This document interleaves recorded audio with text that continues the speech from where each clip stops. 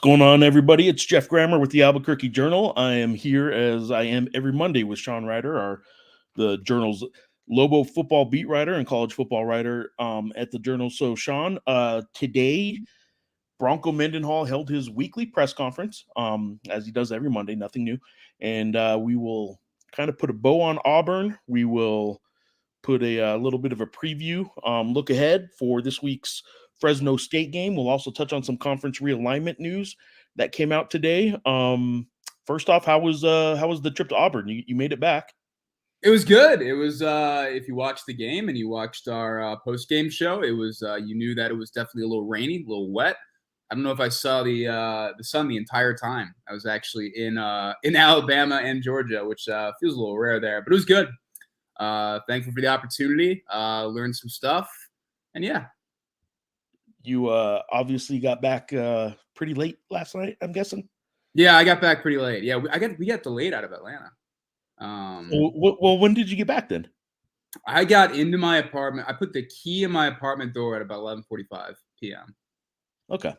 I thought it was actually going to be after midnight the way you were. I mean, back east, I forget you're saving yourself some time coming back west. So anyway, how do you want to jump on this? You want to start with the conference realignment news, get that sort of out of the way, and then jump into some Lobo football specifically? Yeah, I think we need to. We got to talk about the conference realignment. If you weren't off on Thursday, I was thinking about texting you and firing up one of these. Yeah. This is this is a prime format to talk about it. But yeah, I think we need to. Let's dive into the conference realignment. We didn't talk about it after a whole lot after Auburn, and I think right now is about the time to finally get some finally address it.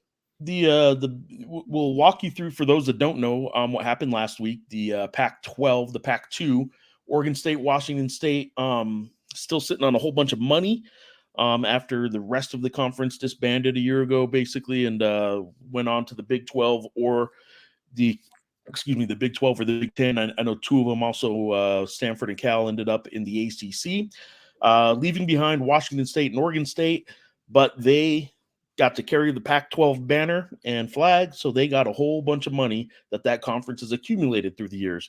As such, their goal has always been to try and rebuild their conference as opposed to just joining another conference. They did that. They made their move last week, and that was to add, agreed upon by these schools in the Mountain West. They added 4 Mountain West schools: Fresno State, Boise State, Colorado State, and San Diego State are the 4 schools that proudly announced they will be leaving the Mountain West to join the rebuilt Pac-12, which is now then a Pac-2 and now a 6-pack. They still need to add at least 2 more football members to be recognized as a conference. You have to have 8 football playing members to be an FBS conference, so there's still going to be some movement coming from the Pac.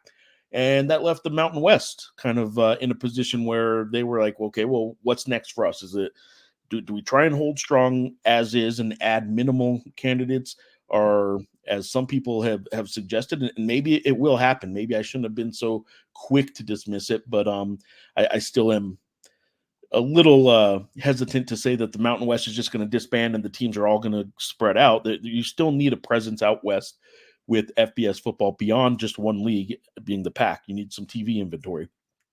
So there still will be a league of some sort out west. Is it going to be the Mountain West? I think it will be, but what will that look like?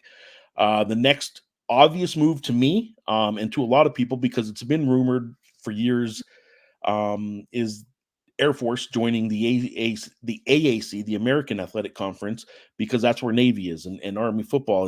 And now all 3 service academies can be in the same league. That news came out today. There are now multiple reports that that's moving along pretty quickly. I will say, too, that I would say in the next week or so, a lot more moves are going to happen. I don't think anybody wants to put this off even into October. So I would say in the next week or two, you're going to see a whole lot of moves coming. But the obvious one to me was today's news that now Air Force leaves. That leaves the Mountain West with, where am I now? Are we down to 7 football members? Down to 7 football members if Air Force. One of those being Hawaii. Yeah, one of those being 6 basketball members and 7 football members. Hawaii is a football-only member. The league, to survive, now is absolutely in position to have to add a minimum of 2 schools. I believe to be recognized as an FBS or Division I conference, you have to have the NCAA's minimum sports, which is 14. Both New Mexico State, for reference, both New Mexico State, UNM have, I believe, 16. Remember, indoor track and outdoor track count as two sports, although it's a lot of the same athletes. So we're at a position now where the Mountain West is going to have to make their move at some point pretty soon, or maybe more schools will be leaving. UNLV is the obvious candidate. The reason that hasn't already happened is because there are regions in Nevada. The border regions in Nevada oversees both Nevada Reno and Nevada Las Vegas, unlike in New Mexico where each university has its own border regions. That's worth keeping in mind because there are regions in Nevada who are hell-bent on standing strong and saying Nevada and UNLV are a package deal. We will not allow, as the Board of Regents, we will not allow UNLV to go to the Pac-12 because of the damage it would do to the athletic department of Nevada Reno. Wolfpack fans, don't get upset that I'm calling Nevada Reno. I'm just trying to differentiate here. I know that's offensive to you guys to call you Nevada Reno.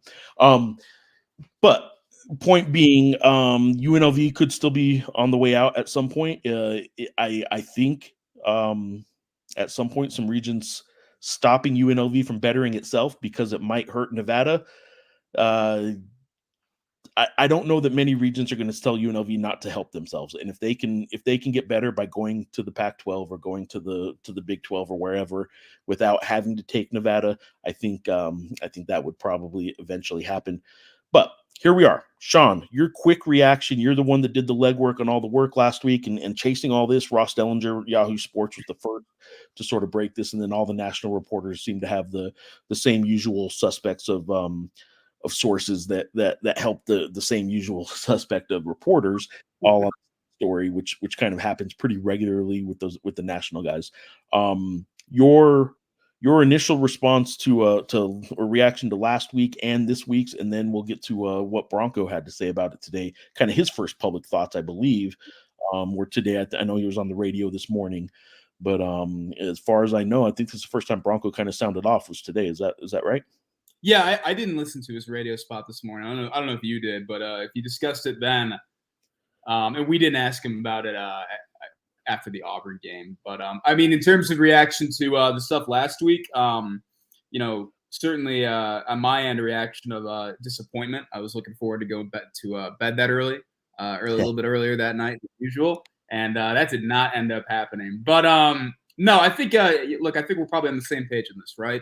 You always knew that this was a distinct possibility, and it was something that had kind of been rumored. A lot of times it was just people on Twitter being like, would you watch this league? And it's the remnants of the Pac-12, and then like those four schools, maybe UNLV, and then like Tulane and SMU. It's like, would you watch this? Like, right. But you knew that that like Boise was always going to be extremely attractive. Fresno to me was always a little bit of an interesting case in some capacity. San Diego State, very attractive as well. They have been looking to, make a jump to the Pac-12 as recently as summer of 2023.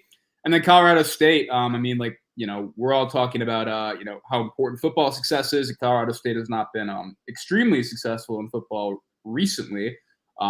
Historically, they're a very good program, but at the same time, they have a really significant level of investment. So all the candidates made sense. I think, you touched on it too. The reaction that I had, and I think everybody else did too, like how was UNLV not a part of this? You answered that with the, the region situation in Nevada between UNR and UNLV. Apologies to Nevada fans. Don't mean to say UNR, but want to differentiate as well there. And like you just tweeted about the Air Force thing. You said, this was the obvious next move. And, this is something that, I haven't covered the Mountain West forever, but Air Force has had these conversations with the American pretty recently. And I would point out that the obvious next, and somebody already asked me about it too. I said this was the obvious next. Not only like I wouldn't read. Look, the Mountain West is on very. It's a very interesting time for the Mountain West, right? There's no denying that. What happened last week puts them on a very kind of uncertain path. The Air Force news today doesn't change a whole lot. It is not to minimize it in any stretch of the imagination. They are losing another member, it sounds like, according to Pete Thamel, who had the first report of it. But the Air Force discussions happened long before the Pac-2 took the 4 teams last week. This was always something that was kind of in the works. Air Force had kind of already been even a Big 12 candidate at one point. The Service Academy title and kind of reality is an attractive one to a lot of people. Their funding mechanism is obviously very different too, and so they aren't really compared to other programs the same way. You look at okay, well, what does San Diego State spend annually on their athletics? Do we want them in our conference as the Big 12 or the Pac-12 before it turned to what it is now? Probably not. Didn't quite meet the funding criteria. The academics are fine, obviously, at Air Force. So that's not a question. You're in a situation now where Air Force's move today might have been sped up a little bit because of what happened last week, but don't read too much into the Air Force thing. As you noted, what I tweeted was basically the Air Force move was the obvious next move in all this. The next move for the Mountain West will be when we can start really determining what's going to be, what the Mountain West will be. And I think the big domino that needs to fall or will fall next is a decision on UNLV. Yeah, I agree completely. It feels like and UNLV has the momentum right now in terms of football. They're 2-0 in the Big 12 this season while playing as full-time Mountain West members. And I kind of want to double back to this. We can touch on this comment here on the screen in a second, but I think one of the most interesting things that I heard in terms of reporting was that in talking to UNM interim AD Dave Williams last week, I mean, he said that he got the call at 11 p.m. on Thursday night with Mountain West Commissioner Gloria Navarez saying, hey, it's official. They're going. By that point, you had, Dellinger's report was out, and then Pat Forty of Sports Illustrated came in with probably the same cable of sources and said, like, yeah, it's confirmed. And then Brett McMurphy, it's confirmed. But Gloria Navarez kind of delivered that call. And what Williams told me was that they had heard kind of rumblings going as far as about, last week. And I think they treated it, I think, in the same way that I think we've all treated this. This was always a possibility. It's something that Navarez has talked about during public addresses and all that, especially this year at Mountain West Media Days and, the relative importance of trying to accrue loyalty among member schools, but also, make sure you have contingency plans in place. And what Williams said is that the commissioner's office actually looked into those rumblings and didn't find anything credible there. Didn't find any reason for it to be all that worried. And then probably a week later, you're losing 4 member schools. And now you might be losing Air Force, which is a more expected deal. But now you are absolutely in a position where you have to add. And even if Air Force were to stay in place, the gist I've gotten in terms of talking to people is that the Mountain West would like to add anyways, even if they still had the 4-8 football members and all that. But yeah. The comment here from Joe about UNM and what's next, we'll get to you in just a second, Joe. You made a comment there that I think would be a good time to introduce what Bronco said today at his press conference. Yeah. Let me pull. This is from excuse me. Today's weekly press conference. Nothing new, nothing scheduled because of any of this other stuff. This is just football. But Bronco Mendenhall, UNM Lobo football coach, was asked about all this conference realignment. This video is from Sean, and his keyboard can be heard typing away right next to, I assume that's your keyboard. Here's a video of Bronco's response to a question about conference realignment earlier. We'll respond to this, and then we're going to jump on that comment that I had up on the screen a second ago, sort of about what could be next for UNM. Don't mean to be too much of a spoiler alert, but a lot of uncertainty is what's next for UNM. But first off, here's Bronco Mendenhall's comments on conference realignments. If I put the sound on, that would be a whole lot better. Sound would help. Sound would definitely help. I have some thoughts, and the thoughts are pretty simple. In today's world of realignment, the thought, and I'm not going to say loyalty, but the thought that really any conference is truly intact I think is not accurate. I think any team currently at any school, for the right opportunity and the right finances, would consider another place. And it's an interesting move. I'm sad to see, because the Mountain West, I think, is such a cool conference with so many like-minded schools and great college towns, and gosh, history that goes for a long time. And it'll be interesting to see with the conference that is being formed, and whatever that will be named, it might still be the same name, because it currently doesn't have the automatic berth, which that's a huge one. So that would reflect to me more of a temporary and maybe a holding place while things sort out even more over the next 2 or 3 years. But there is, I'm not sure prestige is the right word, but there's perception that possibly then we're being considered that we get to move up. And so that might be a perception thing. So what that leaves is, gosh, the Mountain West Conference, I think, is very strong. Teams to be added, gosh, that'll be huge in terms of how to make the conference even stronger moving forward and aligned. And really important, as then you consider, going forward, what happens. It'll be interesting to see as the new conference seeks to find other schools that come, if they circle back. And I wouldn't put that out of the question, that there could be a circling back to the Mountain West. And the criteria to me is pretty simple. Schools that have demonstrated competency and excellence in football is the number one criteria. No offense to Colorado State, because they have a rich history of football. Recent history hasn't been as strong, but the other three, you'd have to probably say those have been the three schools over the past, 12 years-ish or so, that probably account for a lot of the winning, with Air Force being maybe just right there, and UNLV kind of becoming. And so it'll be interesting to see what direction it goes. And that would be for this current conference, the Mountain West. But the others aren't safe either at some point this year, next year, the following year. It seems pretty transactional and pretty temporary. All right, there's one thing I want to point out real quick there. You were there. I'll let you do most of the talking on this, but he did bring up Colorado State. Again, I wasn't working last week, so I kind of put together a few notes and just started jotting some stuff down as if I was going to write something about all this. A couple of the things I wrote down. First of all, the Colorado State thing is interesting because the real obvious response to, well, why not UNM? How come they're not in it? And everyone wants to say, well, it's because football's bad. You need to have good football. Colorado State has not had good football for a decade. Compared to UNM in the past decade, Colorado State has a 390 win percentage. UNM has a 327. Both are sub 400. UNM has a bowl win. Colorado State does not have a bowl win. Colorado State has been to 3 bowls compared to just 2 for UNM. But the reality is this.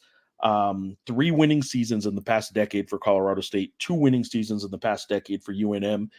Those 2 programs, in terms of results, would be considered by any reasonable person to be basically pretty similar. Colorado State slight edge. Head to head, Colorado State still owns UNM. Don't get me wrong. But this is not only, it is partially, but not only a results based kind of thing going on here. This is far more telling to me. And this is something that I need to dive into reporting wise this week. And it's something I've felt for a long time. New Mexico's had an opportunity for a long time, especially with oil money in the state legislature, to invest in its 2 FBS programs. That means UNM and New Mexico State, not just UNM. Fresno State, one of the teams invited by the Pac-2 to join the Pac-12. Valley Children's Stadium opened in 1980. It's 40,000. Right now it's 40,727 capacity. It had an expansion project in 1991. They added 10,000 seats to it. It was that one. It was in the millions of dollars of renovations have taken place through the years. Its stadium is much, much better than either University Stadium or Aggie Memorial Stadium in Las Cruces. I'm going to keep bringing them together because similar to the Nevada situation where UNLV and University of Nevada are sort of linked together by one board of regents, in New Mexico, when it comes to state lawmaker money, there's always this, well, you got to give, if you give one, you got to give the other. That's fine. In my opinion, that's fine in that regard. So I'm going to keep comparing the two when it comes to stadiums. Boise State, Albertson Stadium first opened in 1970. It was originally like a $2.2 million thing, very small. They were not an FBS or Division I at that time school. They've expanded through the years to 14,500 seats to 36,000 was where I believe they are now. Of course, they have the blue turf, which has been there since 1986. Expansion projects in 74 and 97. They had another one in 2008. There was a $35.9 million expansion. The added suites and its current press box. In 2014, Albertson's naming rights deal for $12.5 million. Stuff that University Stadium and UNM do not have. We did have the joint pit and University Stadium Dream Style name a couple years ago, and never even collected. I don't believe a third of that money or whatever the number was, and then that deal broke. San Diego State Snapdragon Stadium just opened last year in 2022 rather, $310 million stadium project. And then you're looking at, I'm sorry, let me go to Colorado State real quick. This is the difference between Colorado State and New Mexico. The investment shown at Colorado State is this: Canvas Stadium. First of all, they also have multi-million-dollar head coaches. Nico is making over $1 million. Norvell, when they snooped or poached him from Nevada, making a good amount of money. They're investing in their programs. And Colorado State, Canvas Stadium opened in 2017, $220 million stadium through a bond and private donations. They have a 15-year naming rights deal for $37.7 million from Canvas Credit Union. And they got 23 seats, 41,000 seat capacity, all that kind of stuff. All these things that go into the investment part of it and the facilities part of it, that is why those schools are in the Pac-12 right now and New Mexico is not. It's not only because football hasn't been good. It's not only because fans haven't shown up to games. It is also because the state lawmakers have decided that it is more important to sit on that money and continue with good cause to scrutinize the athletic spending at both New Mexico State and UNM, who are both on fiscal oversight restrictions from the higher education department. Both universities are on the same restrictions, but have been balancing budgets for several years now. And because of that, every time athletics goes up to Santa Fe and asks for money for just a little bit, they often get rejected. We will have a new soccer stadium in Albuquerque with millions of dollars of state money.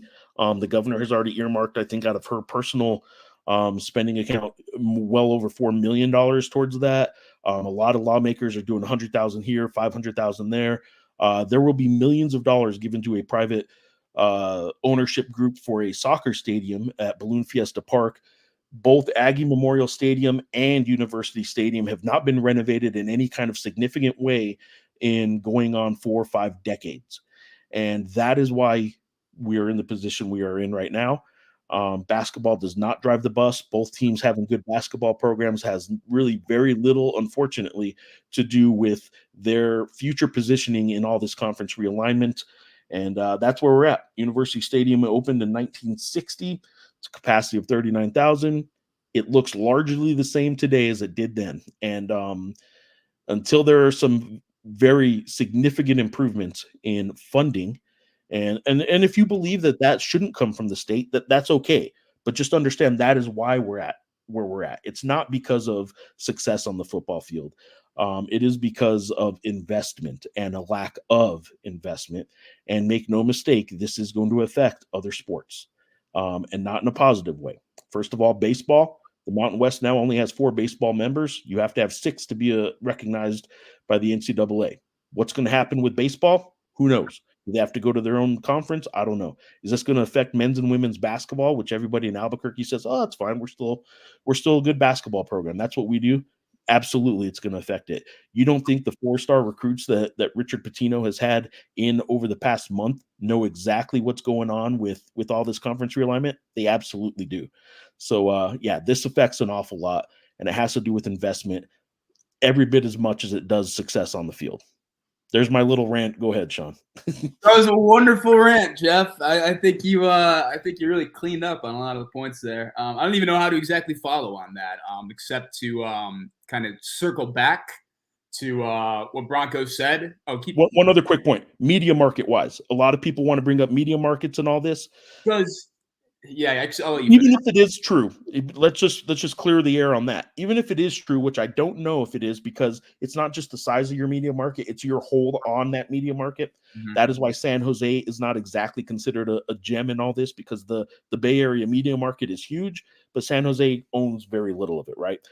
But Albuquerque is the 49th media market. That is bigger than Boise, bigger than Fresno. It is is a top 50 media market in the United States, and competing with very little attention. If you're talking sports, Lobo Sports and the Albuquerque media market holds the attention about as good, better than 49th ranking in the country. Like, they're actually holding a huge percentage of the interest in that 49th ranking too. So media market wise, Albuquerque is actually considered a very, very attractive market for a lot of TV executives. Go back to Bronco now. That's my last piece of all that. No, I think that's a good point to make, because people do like to throw out the media market numbers and all that. What media markets like kind of in terms of realignment stuff, kind of I remember came in vogue when the Big Ten was kind of expanding with Nebraska and Rutgers and all that. And my personal feeling is that it's absolutely important. You need people to watch games. It also, like, in terms of fans talking about it on social media in particular, it just seems like it powers way too much the discussion sometimes. And it does, and I don't think people understand what it means sometimes. Like, you can have the New York media market. That doesn't mean like some school like Rutgers is not beating the Giants. It's not beating the Jets. It's just not happening. It's great if Rutgers wins, but it's not going to overpower them. And the Mountain West has its perfect example, which is the San Jose State Spartans. They're in a great media market in the Bay Area. If you don't command any of that attention, the media market doesn't mean much. Exactly. They're competing with too much. No, I did think it was in terms of comparing last year to the last cycle of realignment that left Oregon State and Washington State as kind of quasi-independents and left them in the dirt or in the lurch, I guess. It was kind of funny to think about. Listening to Bronco today talk about it, very even keel, level-headed comments. Not trying to project anything, and all that, and being complimentary to the Mountain West, but at the same time also noting, any school is going to do what is going to be best for them. And, loyalty just is not a thing in the sense that it was before. And then comparing it to this is not a shot at him. This is just, it's funny because of, if only because of the difference. Danny last year talking about the, when Arizona and Arizona State went to the Big 12 and Oregon and Washington, he's like, oh yeah, the Mountain West is going to be the premier league on the West Coast and all that. Like we are going to be that league. And now it's definitely in a position where, the Mountain West is certainly not, it's certainly not ready to splinter off and, cease to exist or anything like that because of reasons that Geoff mentioned earlier. But at the same time, it's definitely up against the ropes. They absolutely have to add now. And I think they don't have to add quite yet, but we'll see what happens with the Air Force situation. If that goes on, then they do have to add. But at the same time, I think they've been pretty proactive in these early stages in terms of kind of looking at contingency plans of who to add. And so I don't know. I thought Bronco delivered a pretty good response in terms of just talking about it and kind of hitting the key points. It wasn't as if he was up there saying, I don't want to coach UNM if they're not in the Mountain West, but that point you just said there is one thing that in an honest moment, I don't think he would ever lie. He might divert a little. But I had this been a year ago, if the Mountain West is what it appears to be headed toward, would Bronco have come here? That's a question worth kind of pondering a little bit. He certainly wouldn't have answered something like that today. He would have diverted. He certainly wouldn't have lied. But I don't know how attractive a football job The UNM Lobos were a year ago, frankly, but how attractive they would be moving forward at this point. One thing worth noting is whatever happens, UNM is not getting rid of football. A lot of people want to throw that out there anytime there's rumblings even of conference shakeup.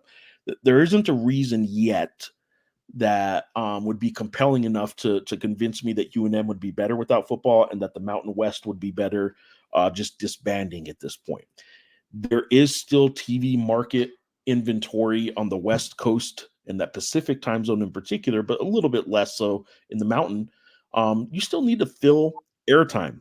Pac-12 and Mountain West after dark, Pac-12 got a lot more attention for it, is a thing because even on the East Coast, a lot of people stay up late and go to bed watching Mountain West content, whether it be basketball or football, on cable television. So there's still going to be a lot of inventory and a lot of networks. Remember, one network that pays the Pac-12, or maybe even two networks, like the Mountain West has a deal with Fox and a deal with CBS Sports, and then some sort of sub deals with like True TV and Turner Sports and stuff like that.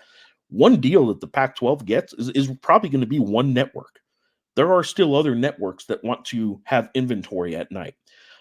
They're probably not going to find East Coast teams to start games at 10 p.m. Eastern, which is 8 p.m. Mountain Time, 7 p.m. Pacific. They still need some teams out West. So there is still some attractiveness, something on some meat left on the bone for the Mountain West in terms of a future media rights deal. Now they got to get to 8 teams first is the big thing. So yeah, and I think we can probably I think we can kind of use that as a jumping point to kind of address what do you think? Because I haven't really talked to you about this. I mean, at the moment, this question from Joe: where do you guys think UNM ends up? Pac-12, American Athletic Conference, which is a 15-team conference right now, I think. yeah. Rebuilding Mountain West Conference or another conference. Obviously, there's been a ton of chatter of, the Pac-12 is going to go look east, and they're going to look at Memphis, and they're going to look at Tulane and some other American schools. And if they don't get anything done there, or maybe they get one school there, well, they're probably going to circle back, and they're going to look at, the kind of remaining crop of Mountain West schools. What is your kind of read on that at the moment? Yeah, my initial kind of handicapping of what could be next for UNM, and then I want to get into the NMSU and UTEP part of all this too, is that there will be a Mountain West still in existence at the end of all this. Certainly weakened a little bit. Bronco mentioned something that I thought was interesting. It wasn't the first time I've heard it, but it is the first time I've heard anyone kind of publicly say it in an official kind of position like his. And is the circling back. The Pac-12's future success isn't guaranteed, right, in this new league. And would it make sense for some schools eventually at some point, probably not in the next 2 years, but to kind of circle back, as he said, and maybe circling back means the Pac-12 revisiting how many of the current Mountain West schools that are left to still invite. They still have spots to fill, obviously. I would kind of put in order in the four options in Joe's comment there: Pac-12, AAC, Mountain West, and another conference. I would put, if I was handicapping this in order, the Mountain West is the most likely spot for New Mexico moving forward. I believe there will still be a Mountain West in existence of some kind, and I believe that New Mexico will be in it. What that league will look like, I don't know right now, but my number one guess, which I'm really bad at anyway, but is the Mountain West. I would say the next one would be the Pac-12 in some form, expanding to the point where it did take a few more Mountain West schools and the Mountain West dissolving. I think that would require the Mountain West dissolving for that to happen, though. Then I would say the AAC. I just don't see the AAC in New Mexico being a realistic option right now. I don't know that the AAC wants to keep growing and sharing their pie. Their pie is only so big, right? And you keep cutting more and more members into it. That means every school gets less and less money. That's not what conferences want to do in general.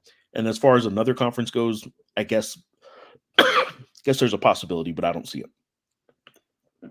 Yeah, I think I feel, about similar. To be honest, and we're talking about guessing and kind of we're talking about guessing and kind of forecasting, and but I think there is a general feeling of none of us know quite yet what the hell is going to happen as this all continues to shake out, and it's going to be another busy couple of weeks, and then probably a busy couple of years on this front as well. So I mentioned a lot of people ask about UTEP and NMSU. I've always said the same thing for the past 13 years that I've been with the Journal. 12 years, I guess, with the Journal, going into my 13th season covering the Lobos.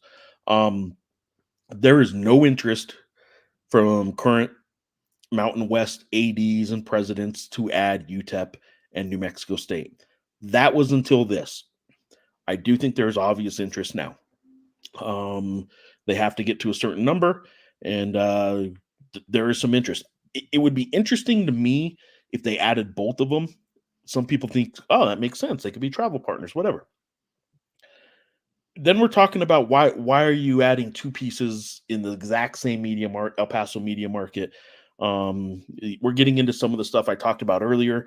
Neither one of them exactly is investing at a very high level in their football program right now or in their athletic department. Neither one of them has, New Mexico State fans are going to kill me for saying this, has any track record of sustained football success right now.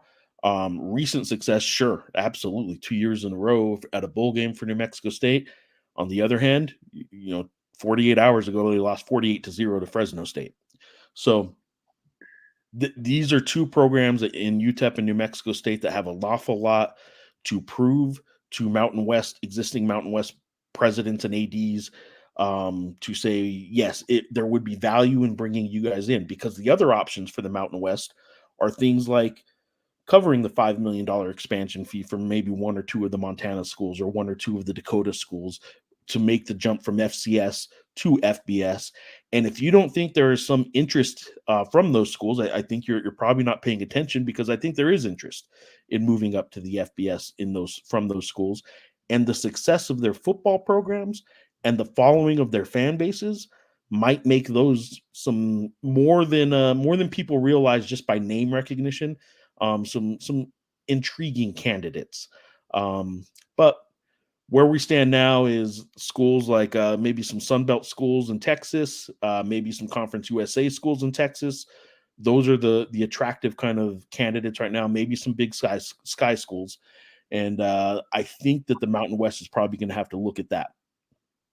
Yeah, I think so too. And I think you laid it out pretty. Yeah, you've been on a roll today. I think you laid it out pretty darn well there.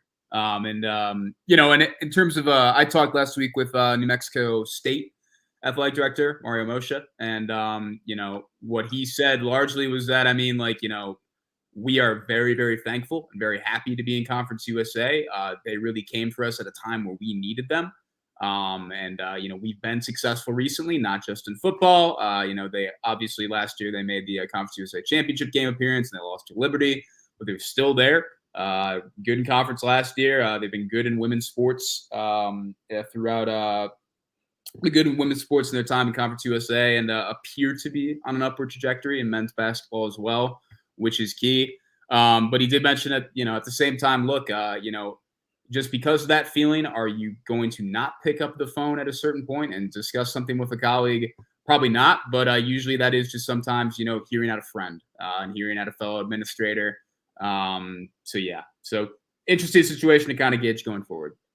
All right, Sean, we have talked now for going on 40 minutes about conference realignment. Yeah. Let's do what this weekly show is usually a little more about, and let's get to actual Lobo football. Let's start by putting a bow on Auburn. What are the big takeaways that Bronco had at today's presser now that he's watched the film, now that you've had some time to digest it? I'll give you my quick takes real quick. Is Luke Weissong is a beast. Devin Dampier is a very legitimate QB1 across the country. The defense isn't very good, and I think that the offense is going to put up points and compete with just about anybody. And they better start scoring more points in the red zone, or whatever I want to call the 30-yard end zone, right? Since I like you said, moved goalpost, but I did move the they had 7 visits inside the 30 that resulted in only 19 points. So go ahead. Yeah. So 2 things, right? we talked to Bronco on Saturday night, and then, as is custom, you also, you're never able, unless it's basketball, actually. Basketball, you're able to do a pretty good job of this, at least in my experience. Football, no, not the case. So you're not able to hit both coaches' press conferences. It's just not how it really works in football. So you listen to, what Hugh Freeze said afterwards, and I think it was Justin Ferguson who asked the question about why it took a minute for Auburn to kind of get going on the ground. Really, they only started running the ball with, considerable success, kind of, chunk plays, explosives on the ground until the end of the first half. And the second half, I mean, that very first drive, I mean, they kind of had their way with UNM there and really ran the ball successfully the rest. And Hugh Freeze said, it was because UNM was doing something that they hadn't seen all year on the tape. They were running a mint front, or it's sometimes called a tight front. If you've watched a lot of Georgia football, you're familiar with this. Kirby's one of the guys that has really ran this thing to considerable success. It's basically just, two kind of defensive ends, defensive tackles on the outside shade of the tackles, and then a true nose tackle right over the center, maybe stunted a little bit over, depending on what you're kind of seeing there. And UNM had not shown that. And to this point, they had shown similar alignments, but not quite the true kind of mint thing. And they bounced back and showed other looks up front as well. But asked Bronco about that, and he said that's less about what Auburn was showing us and less about how we wanted to stop Auburn, and more about like what we might be doing going forward. So that I thought was pretty interesting on today's presser. And I think that's starting to reflect a little bit with the depth chart. We hadn't really seen any substantial changes on the depth chart, with the exception of maybe a couple backup things since the beginning of the season. At this point, though, Gabe Lopez is still the will listed on the depth chart, but he is now being backed up by Okiki Olaronfunmi, who has played a good bit this season. Did not play a ton against Auburn, or not as much as he did against Arizona and Montana State. Gabe Lopez, by the way, had the big fumble recovery that was a nice big play and actually prevented Auburn from putting up a few more points early in the game. So, wish I could have seen that earlier. I wish I could have seen it in person. Actually, I had a great view from my laptop here. So, but Moza Tuatele is now the listed starter at that kind of DN spot. He played a good deal against Arizona, but he played a lot against Auburn, and pretty successful in certain capacities, at least in defending the run against Auburn. We do got a depth chart comment there for you. Yeah, so I thought that was interesting in particular. We don't get injury updates from Mendenhall. I think this is the first press conference in a long time where I didn't ask a true pointed injury question. I asked about Combs last week in terms of talking with people that are not Bronco Mendenhall but are involved with the program.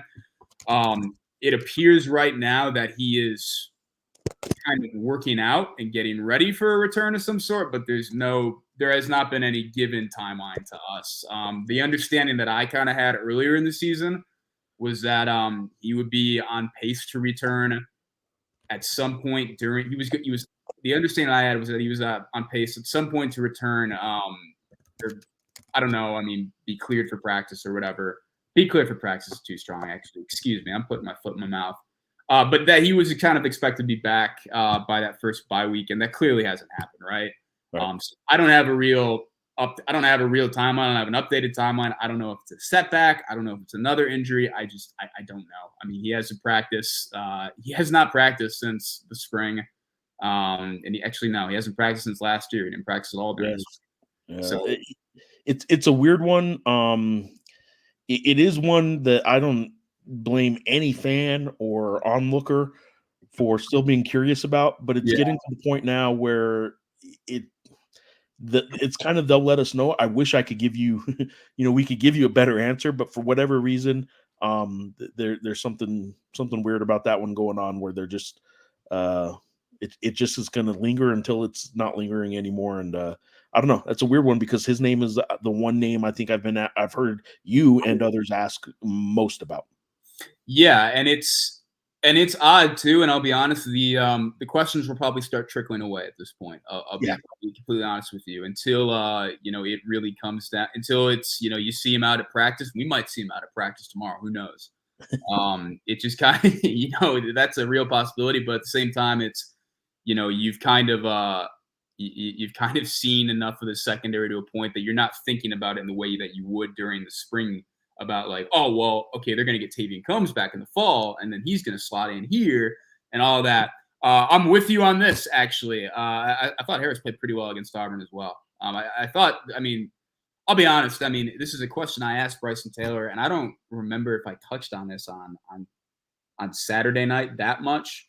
And I think I included this quote in today's story that kind of wrapped up Auburn and all that. It's weird, right? UNM lost 45-19. But they did. They did some pretty good stuff defensively. So I think the defense is the weak spot right now, right? That doesn't mean I think that there hasn't been some improvement and some signs, right? I think that when coach speak here, I'm about to turn into a coach. You talk about the sum of your parts needing to be, I know, right? Former Air Raid offensive coordinator. You're not certified. That's right. I think that there is some individual capability on this defense. I think there is. I don't think that they've worked together entirely well yet, and I don't think that that's even a coaching thing or anything like that. I think it's just a chemistry thing at this point, and they'll start working together a little better and all that kind of good stuff. I'll add I think it's a big communication thing too. Yeah. In this defense in particular, and I think that's where you've seen a lot of issues in terms of guys getting kind of free on the back end and all that. So sorry, continue. No, I agree with you. I think that this is a defense that has maybe more reads than some other college defenses, right? Like two defenders need to be on the same page with the decision being made based on what the offense is doing, as opposed to going in, knowing your role, going in and knowing what the play is. You are going to do this. Sometimes there is a read involved. You talk about that all the time with the quarterback making a read when he reads the defense, right? Or a receiver making a read based on what the defensive back or the secondary is doing. I think this defense has some of that right now where maybe you need two or three players to all kind of see the same thing. And that comes in with the communication or just having played with each other enough where you know what the other guy's doing a little more. I don't know if they've really hit their stride yet with that. I do think the defense can be okay. I don't know that it'll be a great defense at any point this year, but I think it can be an okay defense as time goes on a little bit. I think it can be an okay defense too. I feel like I know that they've played a good FCS in Montana State, a very good FCS. They played Arizona. They played Auburn. It's a two P4 opponents, and Arizona, their offensive line is banged up right now. Did not look great against Kansas State and all that. I don't know if Arizona is going to be in the Big 12 title hunting any longer. At the same time, though, it's still a pretty solid offensive line. Auburn, though, not a great offensive line, at least by SEC standards. It felt like they did kind of struggle to get a good push up front in terms of watching the game live and then kind of watching it back and all that. I just don't know if there is a true kind of game breaker or a guy up front that's going to come up with those big plays when you necessarily need them. Not saying you have to have that guy to be a good defense. It is kind of a collective thing. That's what coaches and players alike have kind of preached throughout this year. But I don't know. Pretty interesting to just kind of see the usage kind of come out on a week-by-week basis so far. So, all right, let's transition a bit then. Unless there's anything else you want to say about the game, the Auburn game, Devin Donovan. I've got Donovan Dent on the mind because of basketball coming up. Devin Dampier's great 15-yard run that he ran about 80 yards on, or Luke Weissong's third down catch where he got drilled, and I replayed it about 37 times Saturday night's show. Yeah, one more. Keep going, but I have one more thing on the offense. Well, unless you want to go over any of those specific plays or specific players, I think the highlights were what I said earlier. I think Luke had a great game. I think Ryan had a good 100-yard receiving, Ryan Davis. I think the offensive line, it's worth noting that while Devin has a lot to do with this, UNM's offensive line has not given up a sack. UNM has not given up a sack this year through 3 games, and 2 of those being 3 really good opponents. They've been a double-digit touchdown underdog in all 3 games so far. They are also this week a 15.5 point underdog at home against Fresno State. So for 4 straight games, they will be a 2 touchdown plus underdog. I think the offensive line probably deserves a little bit of a pat on the back. It doesn't mean they've always been great, because Devin has gotten away from some stuff sometimes, but I think it's worth patting them on the back because they were a big unknown. Yeah, and I think I don't know if I phrased it as pat on the back, but I think I did write in the post Arizona notebook, you got to give this offensive line some credit. I mean, for the amount of shuffling who they're going up against to not give up a sack. Certainly, there's the long-standing debate over sacks and pressures and QB hurries and kind of the football stats community and how much pressures and hurries really matter and all that. And sacks are the number one thing that you should be looking at. But yeah, to not give up a sack is definitely impressive, especially given the fact that Mackenzie Agnello did play. He did play, but he was out earlier that week. I don't know how long he was actually out, but he missed the one practice I was at on Tuesday. And then Lajuan Owens, who's a Tulane transfer, he stepped in for Kevin Shaw, who's a Houston transfer. Lajuan Owens, a redshirt freshman, was not perfect at left tackle against Auburn. I don't think anybody was expecting him to be, but he held up. And I think that's kind of I'm not saying that that's the most you can ask for, but it's pretty close in some ways. I mean, to kind of have that first start coming in that environment against that opponent, yeah, that's not bad. All right, we are at a point now where the Lobos. I've said this. I said it again Saturday. I don't think it's a big mystery, but my big takeaway is this: the Lobos at 0-3. You can still feel, if you're a Lobo fan or onlooker, pretty confident about what they've done so far. But the moral victories and the pats on the back, to use the phrase I keep using over and over again, are kind of over now. It doesn't mean I expect them to beat Fresno State. Doesn't mean I think they will beat Fresno State. I do not think they will beat Fresno State. But what you have to be now is no more 20-something point losses and still coming out of it thinking, wow, they're really showing signs. They're really improving. At this point, the moral victories are kind of have to be over. I think you have to be in a game. Again, I don't think you have to beat Fresno State to come away from Saturday's game still sort of upbeat about the progress being made and the direction of the Lobos. But you need to start being in games. And I think you hit the nail on the head with the phrase you used on Saturday night, which is the honeymoon period is about over about right now for Bronco Mendenhall and this coaching staff, where everybody loves what they're doing, but the results have to start showing. 0-3, whether it was 1-2 and you beat Montana State, nobody expected wins on the road against Auburn or Arizona. Really passionate fans maybe thought there was a chance, but nobody really expected them. Even the Montana State game was a 2-touchdown spread for a reason. You're 0-3, and I think you can still feel pretty confident about what's going on and how well the Lobos have played, but you got to start being in games now to have a chance at the end to win games. Yeah, and to be clear, I do think I use the term honeymoon period. I think you could probably look at this first season as the entire thing. That's fair. I don't think I think everybody was kind of treating this going in as well, if you're a fan, you like Bronco and you like what he's done in the past and the track record is there.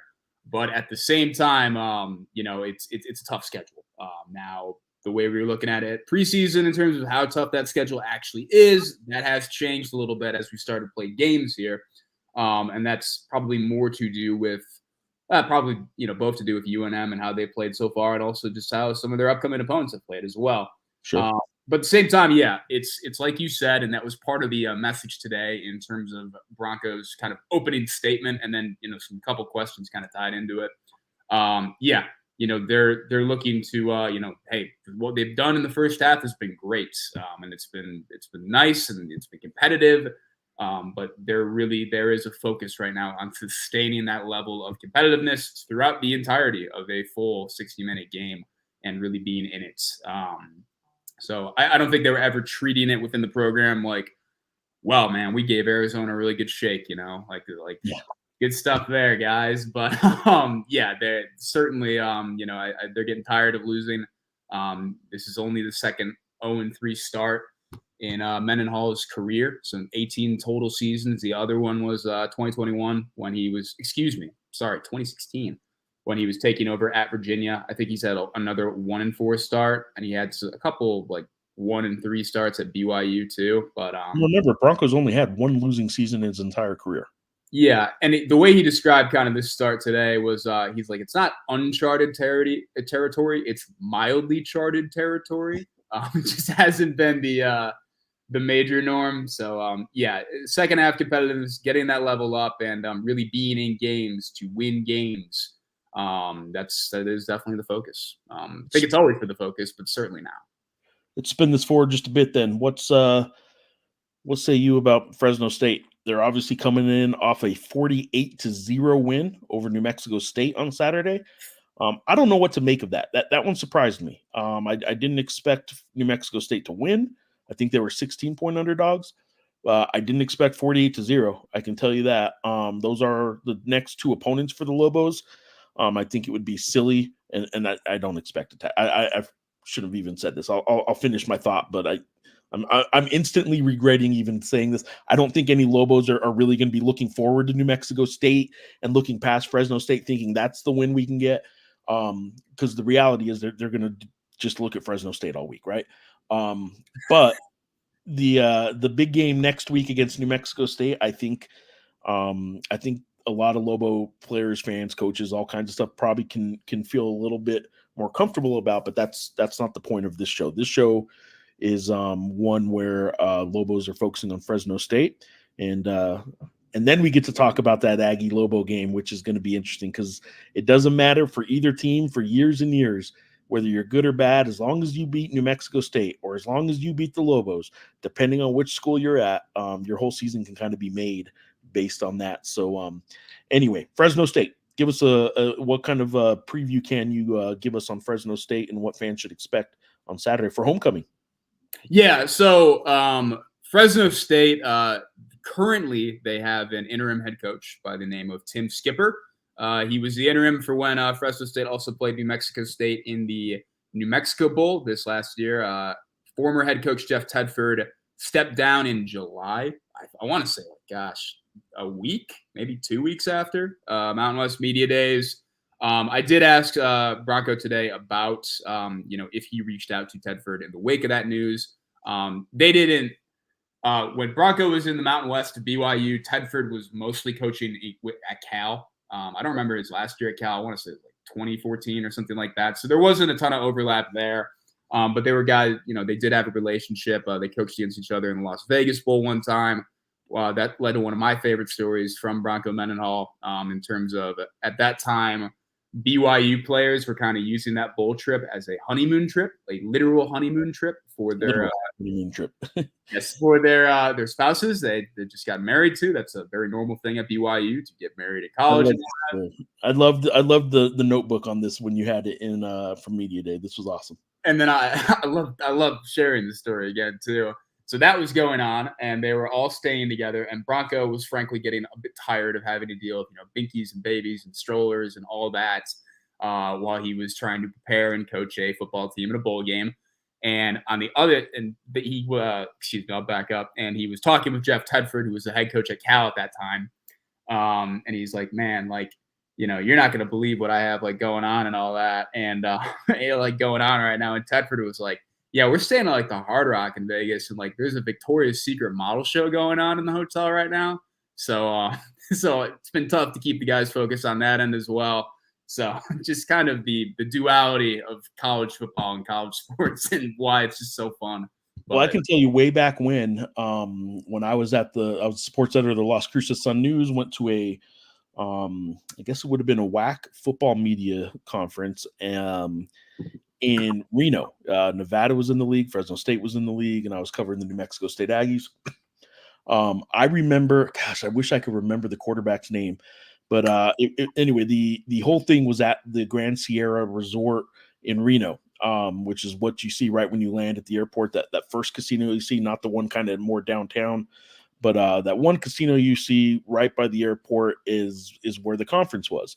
And I remember playing blackjack at the table with Pat Hill, the former Fresno State coach.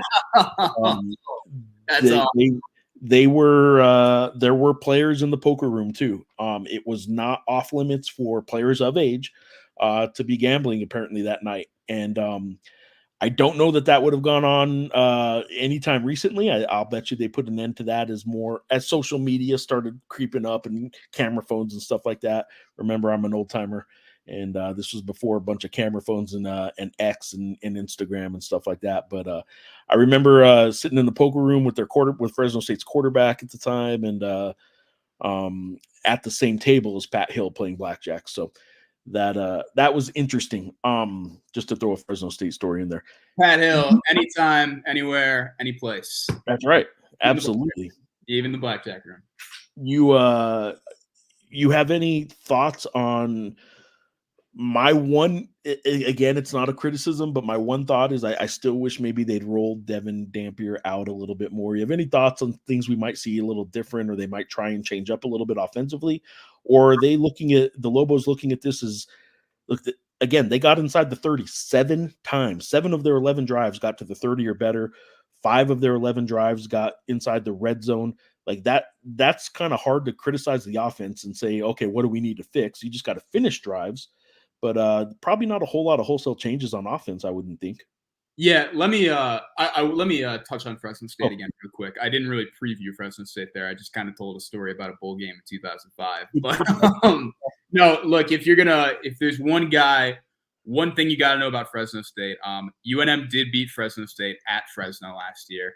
I think they were 26 point dogs on the road. That was kind of the last huge rallying cry of the Danny era, of the Danny Gonzalez era. Ja'Cory Krosky-Merritt had a sensational game. Offensive line was really good that night. Fresno was not at full strength, though. They did not have quarterback Mikey Keene. He had been ruled out. I think he was coming back from a concussion. I think that's what it was. Mikey Keene is now back. He is in his second year at Fresno. He is exceptionally talented, a very, very talented passer. He has some really high highs and some kind of low lows. Right now, he's thrown for 814 yards, 5 TDs, and 4 interceptions on the season. 5 TDs and 4 interceptions. That's exactly what Devin has. He's got a little more yardage than Devin, and that's partially because of the offense that they run. And Fresno State had opened with a 30-10 loss at Michigan, where they were actually, it was a 1-score game pretty late in the fourth quarter. Midway or under like 7 minutes, I think, maybe something. Yeah, like that. it was like right under 8 before things kind of turned back to Michigan. And then they beat a good FCS team in Sac State 46-30, and then, as you mentioned, shut out New Mexico State 48-0. Fresno's lost some pieces on defense, some key guys like linebacker Lavelle Bailey. The defense, from what I've seen so far, and I haven't truly dove into the tape on them that much at this point, honestly. But the defense is solid from what I've seen. Although, I mean, the Sac State stuff was a little iffy, but at the same time, it's a pretty good Sac State team that prides himself in putting points on the board.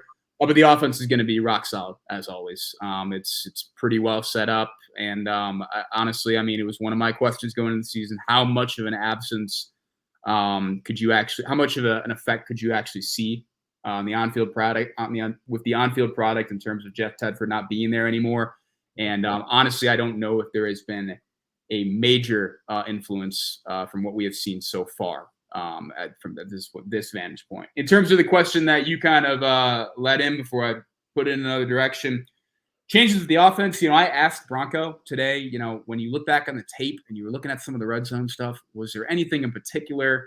Because it's kind of a silly question, because there's so many different things that could be going on, and some of it could just be, some of it could be maybe not a great play call here. Some of it could be you just didn't execute here and all that. And he felt that it was mainly just execution in the red zone, in terms of, he kind of like smiled talking about it. He was like, man, like we were literally like, it was just one thing here, and we would have been, right there and been able to, go in and get a touchdown. And that would have been the key thing in terms of, staying in it against Auburn. That's kind of the key thing in terms of playing up against Power 4 opponents, is that it feels like you almost always have to kind of take that lead that 3-touchdown lead or whatever in the first half, and then kind of hang on to dear life in some ways in the second half as a more talented, typically, P4 team kind of tries to crawl their way back into it. Yeah, as I say, you didn't hear it. You were in the press box, but the announcers kind of kept talking in the first half about, the Lobos need 6 here. They they can't settle for a field goal. They need 6 here. And it was the first half, and they were down by, I think it was 17-10 maybe or something like that at the time, or 13-10. I can't remember how the sequence of scoring went for Auburn. But anyway, it was a 1-score game, and in the second quarter, and the announcers are talking about how the Lobos need 6 and couldn't settle for a field goal. I'm like, well, come on, and honestly, I mean, I get where they're coming from, but the Lobos obviously, anyway, it turns out I shouldn't criticize it, because it turns out that's my big criticism, is they didn't get enough touchdowns in the red zone. So Bronco to me is definitely a guy that if it is going to be his call, always it is going to be 90% of the time, just take the points. Just take the points and keep moving, whatever. But I do see that line of thinking, and that was honestly a talking point in the Auburn press box, not even among me, but among Auburn beat writers in there. Like, why is New Mexico kicking a field goal here? So I don't know. I wasn't shocked by those decisions, but one thing in terms of New Mexico and the offense maybe changing, don't see much of a change really coming. I think more of it's not in schematic stuff, really. To be honest, I don't know if there's been much of a reason for them to change anything schematically off what we've seen so far. Personnel stuff, though, I do want to note one thing on the depth chart right now. Entering fall camp, you kind of always thought that Caleb Medford was going to be the lead X receiver, the kind of the guy at that spot. X receiver is usually the one guy in the formation that's lined up by himself and all that. He's away from the slot and all that. And that honestly is not how that went. It's not when it went. The first depth charts came out. It's not how it went in terms of usage, especially in that first game, Montana State. It was a lot of Nick Trujillo to start. Nick Trujillo was the starter over Medford. Today, Caleb Medford is listed as the starter on the X, at the X spot, excuse me. So I don't know. I'm curious to see just how much more Medford kind of works himself into it. Medford hasn't shined, but it's weird. He has 2 touchdowns. Good. 2 touchdowns. His only catch against Arizona was a touchdown. He only had 2 catches at Auburn. One was tremendous on the sideline, and another was a touchdown. So he's still being effective, and I guess you could argue he's being efficient in the grabs he is getting. But I think everyone expected 6, 7, 8, 9 targets a game, not just 2 catches in the game or 1 catch in the Arizona game, stuff like that. Yeah, I mean, he has 2 touchdowns, good, but they haven't particularly meaningful touchdowns to put UNM ahead and to give UNM a bigger lead, or to kind of have them strike back and all that. So I don't know. I'm very curious to see what happens at this X spot. It's kind of clear they're not getting the production that they'd like. It's pretty clear that Luke Weissong is the wide receiver 1 in terms of targets, in terms of production. Right now, it's RD. Ryan Davis kind of working out of the slot and all that. He is kind of the wide receiver 2, basically by production at this point in terms of his ability to get open. But I don't know. I'm curious to see how that develops, the X spot. I'm curious to see what more could come for Sean Miller, who's been kind of backing up RD. So, yeah. Luke Weissong's still going to be a big part of the offense, you think? He's a little bit, as a 49er fan, he's a little bit Debo-like. Certainly not the same build. He's not a before you added the build part, you threw me a bit there. Yeah, he's certainly not a Mack truck at receiver like Debo Samuel is, but the way they're using him and just moving him around and putting him out of the backfield at times and all that kind of stuff. He's Debo-esque in everything except he looks nothing like Debo. He looks more I don't know what Wes Welker slot receiver type than a Debo Samuel. Yeah, no, definitely going to continue to be a big part of the offense. I think the key for UNM going forward in a lot of ways, just making sure that they do have more parts of the offense to kind of work with and supply themselves. But schematically, I don't see major changes coming, and that's not what Mendenhall or anybody has really kind of alluded to. So Awesome. Let's put a bow on this. We've talked for an hour and 10 minutes. Did not expect necessarily 40 minutes of conference realignment talk, but that's what I did when I started spouting off a little. I still got to get to the office because I'm running the ship today. I got to get over there and actually put together a section. are you editing today? I am, and it is after 3, which is pretty late to not Man. even be in the office yet. So yeah, I got plenty to go do. I will be expecting your story on time. And anything else you want to say about what was this past weekend, what will be this coming weekend, or the future of Mountain West football or college athletics in general, Sean? What do you got? In terms of last weekend, I highly recommend going to Auburn if you ever get the chance. It is a cool place, cool campus. I would go when it's not rainy. In terms of this weekend, I am looking forward to finally being back home after 3 weekends on the road. So yeah, looking forward to that. And in terms of the future of college athletics in general, I don't know. I'll still be watching. I think that's kind of my prediction. Yeah, So. everyone's going to still be watching. We're on a very Albuquerque and probably mostly UNM centric audience right now, so things don't look necessarily great for that. There ain't nothing wrong with college athletics right now. The reason all this is happening is because there are millions and millions and millions of viewers and dollars being poured into both college football and college basketball. And people that want to say the college athletics is dying do not see the ratings still going up and do not see the millions of dollars still pouring in. Unfortunately, the byproduct of all that is some teams kind of get left out in the cold a little bit, and UNM is at a very interesting point right now to see what their future holds, because we don't know what the Mountain West future holds. I am curious. I will say one thing about this Fresno State game is I think it's the first game you can give a very honest critique and hold the Lobos and Bronco and staff and the team to a pretty high standard. I think Fresno State's really good, though. I think they are. Yeah, be warned. I don't think this is going to be an easy game. I don't think the Lobos will win, but I do think you can hold the Lobos to a fairly high standard, that they better be pretty competitive. And if not, you start saying, okay, you guys, 0-4, enough of the moral victories. Yeah, and I probably didn't represent this well enough in terms of the team preview and all of that. This was the Fresno State team that I don't remember if they were ranked last year in the AP poll, but they were certainly receiving votes for a good chunk. They had beaten 2 Power 5 teams. Now, one of them was a pretty hideous, actually, no, both hideous. One was a hideous Purdue team, and then one was an Arizona State team that was pretty bad last year, pretty dysfunctional. And we're really in a good position, kind of in the driver's seat in the Mountain West, and just kind of had a late season swing. That UNM loss was one of the things that kind of took them out of it. But no, they were expected to be good this year in the Mountain West. How good was kind of a question, and I think they're pretty darn good right now. To me, it's a true 3-horse race between Boise, UNLV, and Fresno. I think there's great positives for all 3 of them to contend for the league title, and I think there's some negatives too. I don't know. Okay, AP voter Sean Reider, did you vote a Mountain West team in your AP poll this week? I did. I have voted for at least one. Actually, no, just one Mountain West team in every single poll I have filed in the season. I did not have a Mountain West team in my preseason poll. I think it was all 3 I've had them in. So, Boise State is your only one in, or did you sneak UNLV in? The very first poll I did. Actually, I'm just talking today for this week. Oh, for this week? Yeah. I voted for UNLV. Okay.